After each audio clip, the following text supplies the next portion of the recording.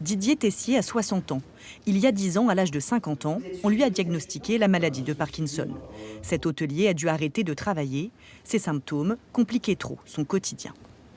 J'ai des douleurs dans le bras. Au niveau de la jambe, au niveau de la cheville, c'est pareil, j'ai du mal, j'ai des douleurs. Puis la fatigue aussi, tout le temps, qui est toujours présente. Je fais 40 km en vélo électrique, je précise. Et là, je reviens, je suis en pleine forme. Et je peux très bien aller acheter mon pain, je reviens et j'ai l'impression d'avoir fait un marathon. Didier est soigné à partir de médicaments à base de dopamine. Il fait aussi beaucoup de rééducation. Car la maladie de Parkinson est une maladie du cerveau qui fait disparaître les cellules nerveuses qui contrôlent nos mouvements. Ce colloque, organisé à Nantes par l'association France Parkinson, permet de faire le point sur les dernières avancées de la recherche.